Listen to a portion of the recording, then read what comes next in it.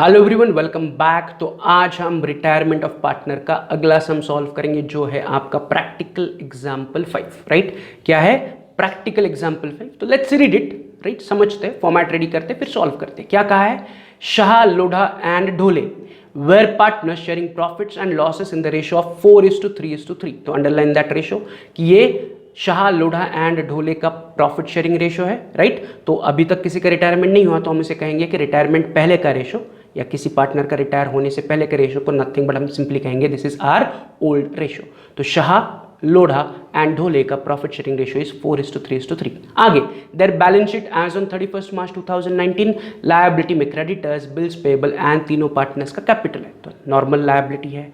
Assets में cash, debtors less RDD, furniture, computer and vehicle, तो ये भी नॉर्मल बैलेंस शीट है। नीचे, on 1 April 2019 Lodha retire from the firm on the following terms.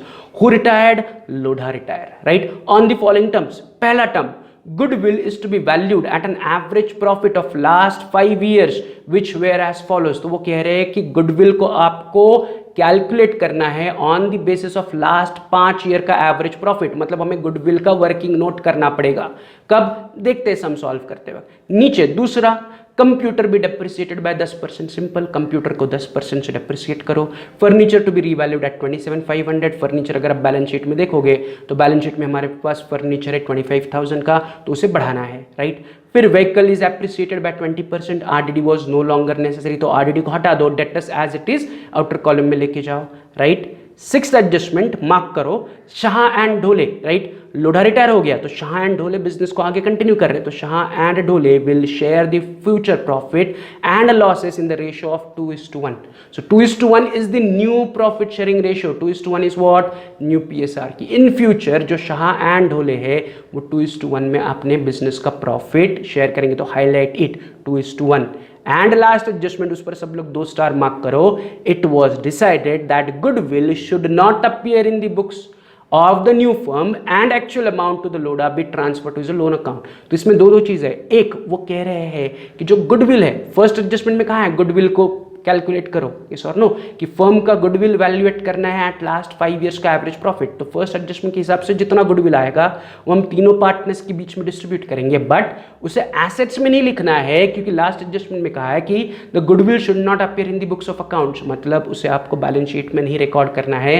Nothing but आपको goodwill को write off करना है। नथिंग बट यहाँ पर हमें goodwill raise and written off की एडजस्टमेंट करनी है, जैसे हमने लास्ट सम में भी किया था। गुडविल रेज किया, राइट ऑफ किया। सिर्फ वहां पर गुडविल की वैल्यू दी थी, यहां पर आपको गुडविल का वैल्यू वर्किंग नोट से मिलेगा। As simple as that. करना वही है जो हमने लास्ट टाइम किया था कि गुडविल ऑफ द फर्म तीनों पार्टनर्स के कैपिटल के क्रेडिट में पुराने रेशियो में डिस्ट्रीब्यूट करेंगे, इमीडिएटली उसे राइट ऑफ करेंगे between continuing partner in new ratio. Right, adjustment solve करते वक्त करते हैं। तो मैं यहां पर क्या करूंगा, जो पहला एडजस्टमेंट है एंड सातवां एडजस्टमेंट है एक साथ लास्ट में सॉल्व करूंगा। क्यों? क्योंकि पहली एडजस्टमेंट में गुडविल कैलकुलेट करना है और आखिरी एडजस्टमेंट में उसे राइट ऑफ करना है, तो कंफ्यूजन हो, इसलिए क्वेश्चन पढ़ना इंपॉर्टेंट है। राइट, कि हमें समझ में आया कि फर्स्ट एडजस्टमेंट में कह रहे हैं गुडविल एंड लास्ट एडजस्टमेंट में कह रहे हैं कि गुडविल को राइट ऑफ करो, मतलब मैंने फर्स्ट एडजस्टमेंट के हिसाब से गुडविल रेज करना है एंड सातवें एडजस्टमेंट के हिसाब से मुझे गुडविल को राइट ऑफ करना है। तो what I will do, adjustment 1 and adjustment 7 एक साथ आखिर में सॉल्व करूंगा। Is it clear? तो अभी हम चलते हैं कि हमें करना क्या है। तो लास्ट लाइन पर वो कह रहे हैं prepare profit and loss adjustment account, partners capital account and balance sheet of new firm. तो वही profit and loss adjustment, partners capital and balance sheet of new firm. Right, but सोचो कि हमें कैश या फिर बैंक अकाउंट की जरूरत है क्या?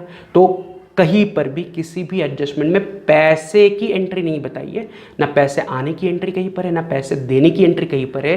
सो there is no need to prepare cash या फिर bank account. What about retiring partner? Lodha retire हो रहा है तो हमने उसे पैसे दिए क्या?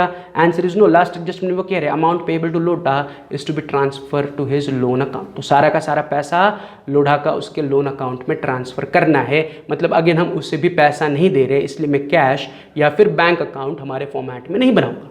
तो मैं क्या बनाऊंगा, तो मैं फर्स्ट पेज पर आ रहा हूँ। फर्स्ट पेज पर मैं एज यूजुअल क्या बना रहा हूँ, in the books of messrs पुराने partners Shah, Lodha and Dhole, profit and loss adjustment account and partners capital account, 2 he account बना रहा हूँ on the first page.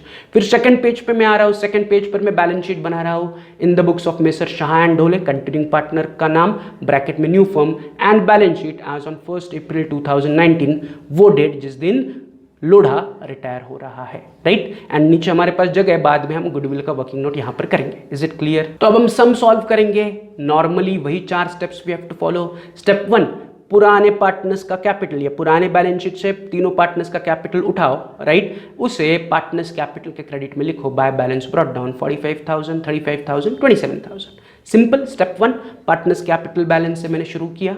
Step 2 balance sheet में चेक करो is there any general reserve, reserve fund या फिर P&L account. तो liability में तो नहीं दिख रहा है, एसेट्स में भी नहीं दिख रहा है, मतलब there is no general reserve, there is no reserve fund, nor there is profit and loss account. So step 2 के लिए कुछ भी करने की जरूरत नहीं है क्योंकि है ही नहीं हमारे पास, राइट। फिर से स्टेप 3 क्या कहता है? अगर आपने कैश या बैंक अकाउंट बनाया है तो उसका ओपनिंग बैलेंस लिखो। तो हमने कैश या बैंक अकाउंट नहीं बनाया, हमने सिर्फ profit and loss adjustment and partners capital account बनाया। देयर इज नो कैश और बैंक अकाउंट, सो मुझे इसके लिए कुछ करने की जरूरत नहीं। तो स्टेप 3 का भी कोई एंट्री नहीं होगा। स्टेप 3 का एंट्री कब होता है? जब हम कैश या फिर बैंक अकाउंट बनाते हैं इन आर सोल्यूशन। तो हमारे सॉल्यूशन में कैश या बैंक अकाउंट हमने बनाया है क्या? Answer is no. तो उसका ओपनिंग बैलेंस लिखने का सवाल ही नहीं आता, राइट। तो फिर अब मैं क्या करूंगा? Step number 4। स्टेप 4 क्या कहता है? Solve the adjustment. तो मैं पहली एडजस्टमेंट से शुरुआत कर रहा हूं।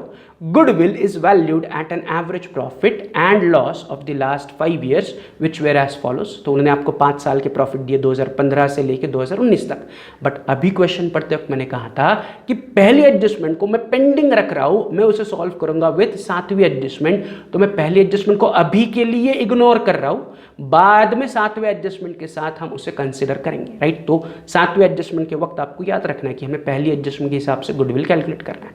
तो मैं पहली एडजस्टमेंट को स्किप कर रहा हूं, चल रहा हूं on second adjustment. Computer to be depreciated by 10%। Computer को 10% से डेप्रिसिएट करो। तो बैलेंस शीट में चेक करो कितने का कंप्यूटर है? 43,000 का। तो उस 43,000 के कंप्यूटर को उठा के मैं कहां लेके आऊंगा?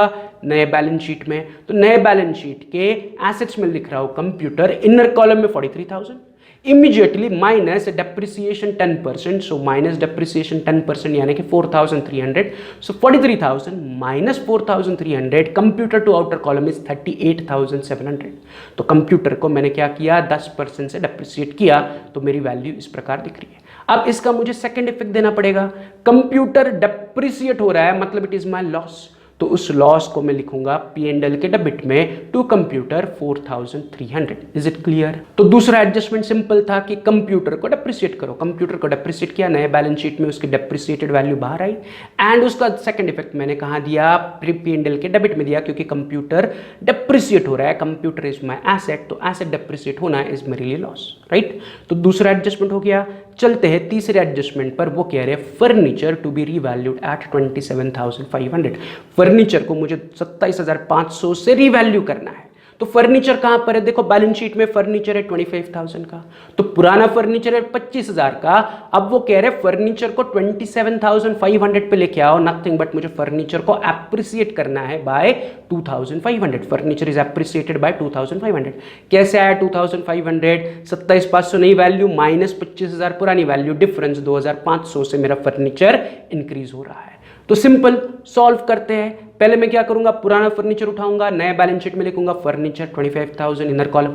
इमीडिएटली नेक्स्ट लाइन पर लिखूंगा प्लस एप्रिसिएशन 2,500। तो total furniture to outer column is 27,500। Total furniture बाहर कितना गया? 27,500। Is it clear? तो यहां पर तीसरा एडजस्टमेंट का पहला इफेक्ट हुआ कि मैंने फर्नीचर को एप्रिसिएट किया। अब फर्नीचर बढ़ रहा है तो ये मेरे लिए फायदा है। तो फर्नीचर का फायदा मैं लिखूंगा रीवैल्यूएशन के क्रेडिट में बाय फर्नीचर 2,500। तो फर्नीचर को मैं एप्रिसिएट कर रहा हूं, furniture appreciation is my profit. तो उस प्रॉफिट को मैंने कैरी किया टूवर्ड्स कहां? Towards profit and loss adjustment के क्रेडिट में बाय फर्नीचर 2,500। तो एक मैंने फर्नीचर में ऐड किया एंड दूसरा मैंने P&L के क्रेडिट में लिख लिया। तो यहाँ पर फर्नीचर एप्रिसिएट करने का डबल इफेक्ट हो गया।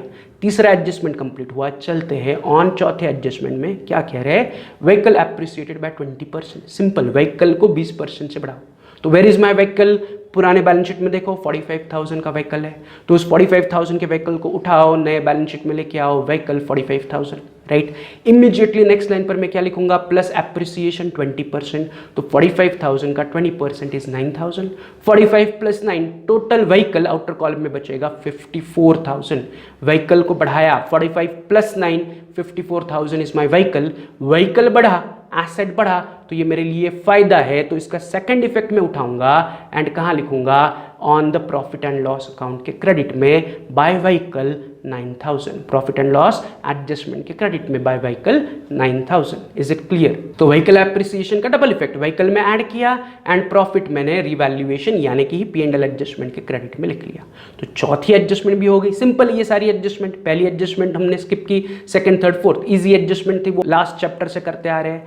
फिर पांचवी एडजस्टमेंट क्या कह रहे हैं, RDD was no longer necessary, RDD की जरूरत नहीं है। RDD कहाँ है, पुराने बैलेंस शीट में डेटर्स से सब्ट्रैक्टेड है, राइट। तो वो कह रहे हैं कि अब जब आप नए बैलेंस शीट में डेटर्स लिखोगे तो RDD लिखने की जरूरत नहीं है। तो मैं वही फॉलो कर रहा हूं, जो मेरे डेटर्स है 10,000 उन्हें उठा रहा हूं, नए बैलेंस शीट में लिख रहा हूं 10,000 डेटर्स डायरेक्टली आउटर कॉलम में, डेटर्स 10,000 मैंने डायरेक्टली आउटर कॉलम में लिखे, राइट। तो मैंने RDD को नहीं लिखा, RDD को मैंने कैंसिल किया। तो अगर RDD में नहीं लिख रहा हूं, राइट, तो मेरे डेटर्स क्या हो रहे हैं, बाहर बढ़ रहे हैं। पहले 9,000 थे, अब मेरे डेटर 10,000 हो रहे हैं। पुराने बैलेंस शीट में देखो डेटर्स आउटर कॉलम में 9,000 बचे थे, बट बिना RDD के मैंने डेटर्स लिख लिए, तो अब मेरे डेटर्स की वैल्यू इंक्रीज हुई। तो RDD कैंसिल करने की वजह से my debtors are going up. तो अगर डेटर्स यानी कि एसेट बढ़ रही है तो इट इज माय प्रॉफिट। तो जो RDD मैंने 1,000 कैंसिल की उसको मैं रिवैल्यूएशन के क्रेडिट में लिखूंगा as by RDD outer column में 1,000। तो RDD कैंसिल आउट हो गई, इज माय प्रॉफिट, तो वो प्रॉफिट मैंने रिवैल्यूएशन के क्रेडिट में लिखा, राइट। ऐसा हम पहले ऑलरेडी कर चुके हैं, राइट। वही है कि मैंने बिना RDD के डेटर्स बाहर लिखे, RDD नो लॉन्गर नेसेसरी, तो मैंने डायरेक्टली डेटर बाहर लिखे। RDD को मैं कैंसिल कर रहा हूँ, RDD यानी कि नुकसान की प्रोविजन है, तो नुकसान प्रोविजन कैंसिल कर रहा हूँ, मतलब फायदा है, तो फायदा चला गया प्रॉफिट एंड लॉस के क्रेडिट में। क्लियर है? तो पांचवा एडजस्टमेंट भी इजी था। तो चलते हैं on sixth adjustment, Shah and Dole will share the future profit and losses in the ratio of 2:1। वो कह रहे शाह एंड डोले फ्यूचर का प्रॉफिट 2:1 में शेयर करेंगे। तो इज इट एडजस्टमेंट? कुछ बढ़ा रहे हैं या कुछ कम कर रहे हैं क्या? नहीं, वो बस बोल रहे हैं कि इन फ्यूचर शाह ढोले का profit ratio is 2:1, nothing but is new profit sharing ratio, that is ये नया प्रॉफिट शेयरिंग रेशियो है 2:1। तो बस आपको इतना ही याद रखना है या हाईलाइट करके रखना है कि शाह एंड ढोले का profit sharing ratio is 2:1, right. इसके लिए कोई एंट्री करने की जरूरत नहीं है, जस्ट हाईलाइट करो नया रेशियो 2:1। Is it clear? तो आगे बढ़ते चलते हैं सातवें एडजस्टमेंट में। कह रहे it was decided that goodwill should not appear in the books of the firm and amount payable to Lodha is to be transferred to his loan account। तो यहाँ पर दो चीज़ें हैं। एक, वो कह रहे हैं कि जो गुडविल की वैल्यू है वो नए बैलेंस शीट में नहीं दिखनी चाहिए, राइट। एंड दूसरा, वो कह रहे हैं कि जो आपको लोढ़ा को पैसे देने, लोढ़ा रिटायर हो रहा है, तो on retirement of Lodha, Lodha के पैसे उसके लोन अकाउंट में ट्रांसफर करने, उसको पे नहीं करना है। तो दो चीज़ें हैं। पहले वो कह रहे हैं गुडविल राइट ऑफ करो, बट पहले हमें गुडविल को क्रिएट करना पड़ेगा, यस और नो। तो गुडविल क्रिएट करने का एडजस्टमेंट दिया है एडजस्टमेंट 1 में। क्या कह रहे हैं एडजस्टमेंट 1 में कि goodwill is valued at the average profit और losses of last 5 years, yes और नो। तो उन्होंने आपको गुडविल की वैल्यू दी है क्या क्वेश्चन में? Answer is no. वो कह रहे हैं कि गुडविल कैलकुलेट करो एज पर पिछले 5 साल का प्रॉफिट। तो मैं क्या कर रहा हूं, अपने नए बैलेंस शीट के नीचे आ रहा हूं, वहां पर वर्किंग नोट बना रहा हूं, कह रहा हूं कैलकुलेशन ऑफ गुडविल। नए बैलेंस शीट के नीचे जो जगह बची है आपके पास सेकंड पेज पर, वहां पर मैं लिख रहा हूं working note calculation of goodwill, कि हमें गुडविल का कैलकुलेशन करना है, फिर उसे रेज करना है। रेज करोगे तो ही उसे राइट ऑफ कर सकते हो ना।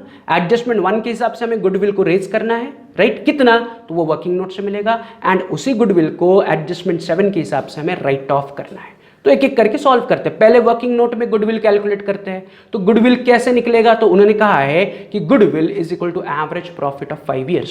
देखो एडजस्टमेंट में goodwill is valued at average profit and losses of last 5 years। तो goodwill is average profit of last 5 year। 5 साल का average profit is my goodwill. तो 5 साल का एवरेज प्रॉफिट कैसे निकलेगा? तो नेक्स्ट लाइन पर average profit is equal to, मैं क्या करूंगा, 5 साल के प्रॉफिट्स को 35,000, 20,000, 30, 20, 25 को ऐड कर रहा हूं, 35,000 plus 20 plus 30 plus 20 plus 25 whole divided by 5। Why 5? क्योंकि 5 साल के प्रॉफिट से 5 साल का एवरेज निकालना है। तो 5 साल का प्रॉफिट ऐड करूंगा, डिवाइडेड बाय 5 करूंगा, तो मुझे एवरेज प्रॉफिट मिलेगा। तो इनका एडिशन अगर आप करोगे तो उसका टोटल आ रहा है 1,30,000 and divided by 5। So average profit is 1,30,000 divided by 5 use your brain, mathematical calculation करो. 1,30,000 divided by 5 is nothing but 26,000. So average profit of 5 years is 26,000. Nothing but goodwill is equal to 26,000. तो goodwill is average profit of 5 years. 5 साल का average profit मिला 26,000. Nothing but goodwill मिला 26,000. Is it clear? यहां पर goodwill calculate करने के लिए उन्होंने नंबर ऑफ ईयर्स परचेस नहीं दिया. उन्होंने कहा है कि जो आपका 5 साल का एवरेज है वही आपका गुडविल है. 5 साल का एवरेज ही आपका गुडविल है. तो 5 साल का एवरेज प्रॉफिट इज 26,000, मतलब ही गुडविल 26,000 है. राइट? तो गुडविल इज इक्वल टू 26,000. मैंने लिख लिया. राइट? अब इस 26,000 गुडविल को हमें क्या करना है? फर्स्ट एडजस्टमेंट के हिसाब से तीनों पार्टनर्स के बीच में डिस्ट्रीब्यूट करना पड़ेगा. तो मैं फर्स्ट पेज पे आ रहा हूं. 26,000 गुडविल को मैं तीनों पार्टनर्स के बीच में पुराने रेशो में डिस्ट्रीब्यूट करूंगा. पुराना रेशो क्या है हमारा? 4:3:3. तो मैं 26,000 को पार्टनर्स कैपिटल के क्रेडिट में लिख रहा हूं बाय गुडविल. राइट? 26,000 को 4:3:3 में डिस्ट्रीब्यूट करोगे तो शाह को मिल रहा है 10,400, लोढ़ा को मिल रहा है 7,800 एंड ढोले को मिल रहा है 7,800.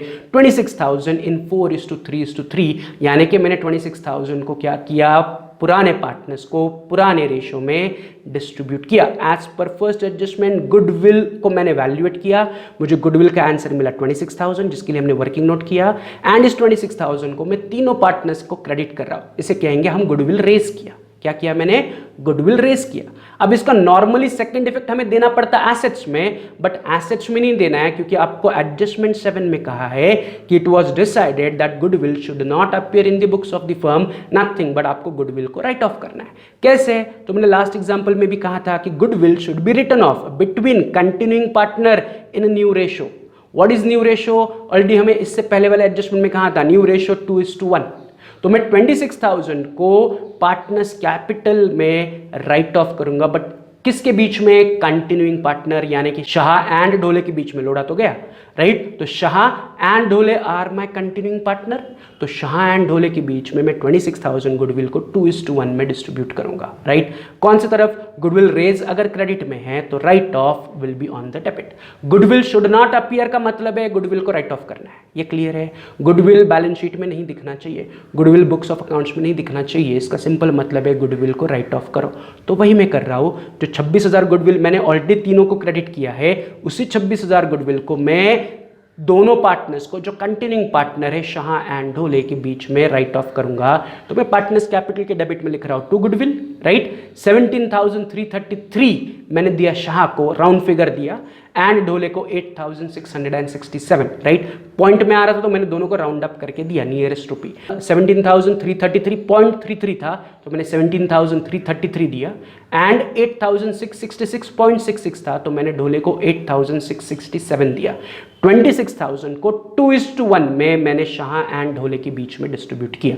Is it clear? तो यहां पर हमारा एडजस्टमेंट 1 के हिसाब से गुडविल रेज हुआ एंड एडजस्टमेंट 7 के पहले हिस्से के हिसाब से गुडविल राइट ऑफ हुआ. बट उसी एडजस्टमेंट 7 में अगला पार्ट उन्होंने कहा है amount payable to Lodha is to be transfer to his loan account. मतलब लोढ़ा रिटायर हो रहा है तो लोढ़ा के कैपिटल में जितना बैलेंस बचेगा वो उसके लोन में ट्रांसफर करो. बट लोढ़ा का कैपिटल क्लोज करने से पहले मुझे profit and loss adjustment close करना पड़ेगा. तो मैं पहले profit and loss adjustment close करूंगा, उसका प्रॉफिट लॉस में पार्टनर्स कैपिटल के बीच में डिस्ट्रीब्यूट करूंगा, फिर मैं लोढ़ा को क्लोज करके उसका अमाउंट लोन में ट्रांसफर करूंगा. तो इस एडजस्टमेंट को सॉल्व करने के लिए मुझे पहले profit and loss adjustment account balance करना पड़ेगा. तो आप भी बैलेंस करो, मैं भी यहां पर बैलेंस कर रहा हूं. तो profit and loss adjustment balance करने पर मुझे रिवैल्यूएशन प्रॉफिट मिल रहा है 8,200. My revaluation profit is 8,200. इस 8,200 को हम तीनों पार्टनर्स के बीच में पुराने रेशो में डिस्ट्रीब्यूट करेंगे.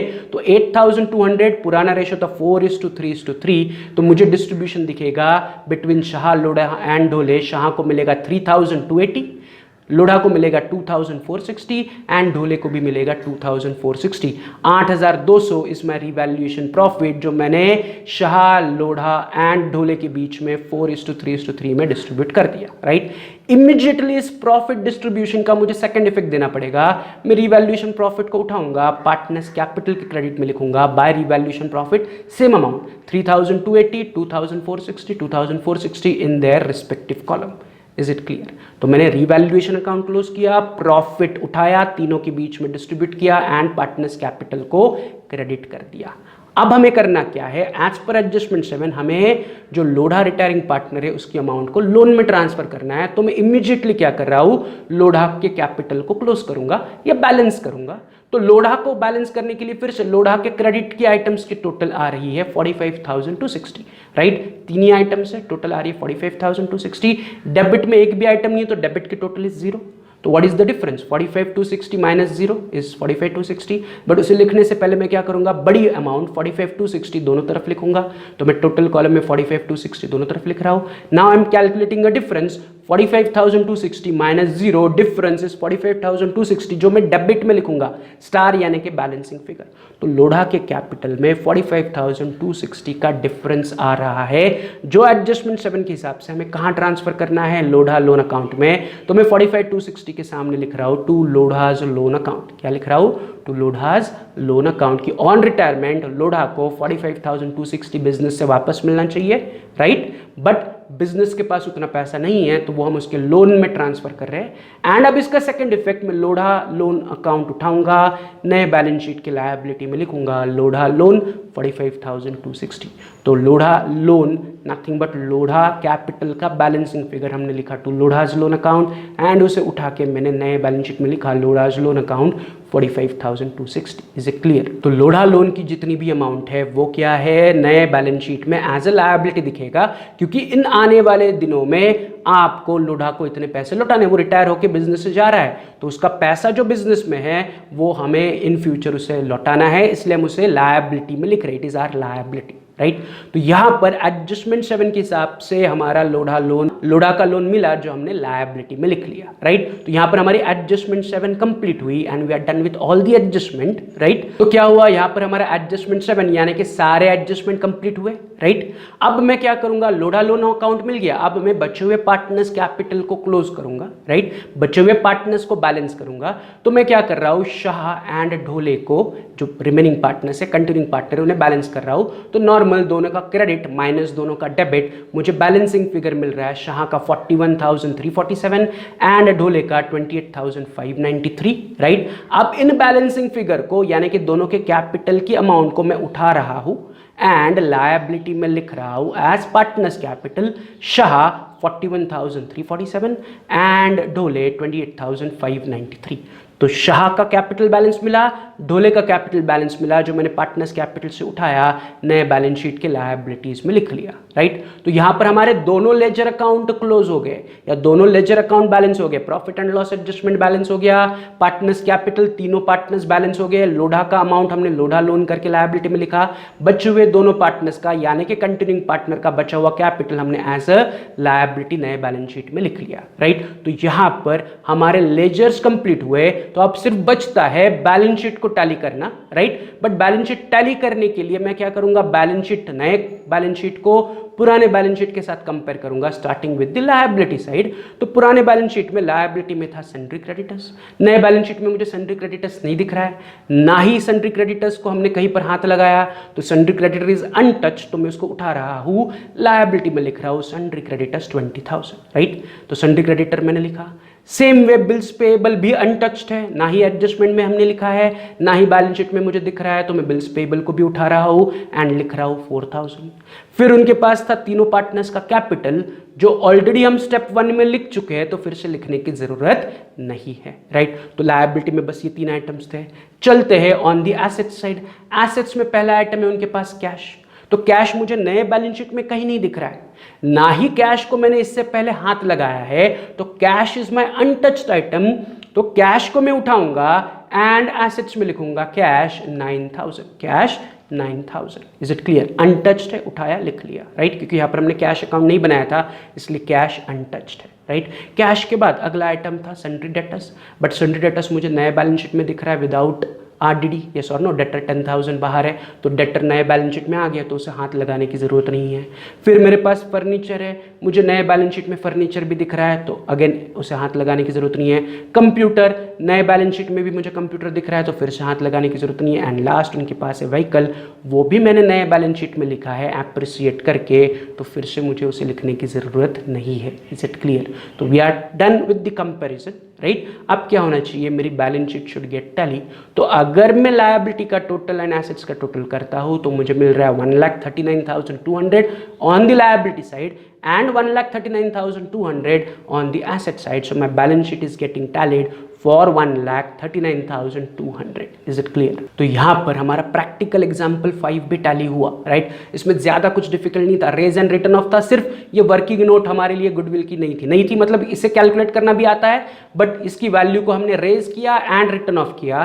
तो मैं क्या कर रहा हूँ, आपको होमवर्क दे रहा हूँ, यही सम फिर से एक बार और रीसॉल्व करो, प्लस कल हम सॉल्व करने वाले प्रैक्टिकल एग्जाम्पल 3 उसका फॉर्मेट रेडी करके रखो। प्रैक्टिकल एग्जाम्पल 3 का फॉर्मेट रेडी करके उसकी जितनी स्टेप्स आप सॉल्व कर सकते हो, उसमें भी लेजर्स बनाने हैं, there is no journal entry, तो वो लेजर बनाओ एंड पहली 4 स्टेप्स में से जितनी स्टेप्स आप कर सकते हो उतना सॉल्व करके रखो। Is it clear? तो आज का लेक्चर हम यही कंक्लूड कर रहे हैं। आज हमने प्रैक्टिकल एग्जाम्पल 5 टैली किया, कल हम प्रैक्टिकल एग्जाम्पल 3 सॉल्व करेंगे एंड उसे भी स्टार्ट टू एंड सॉल्व करके टैली करेंगे।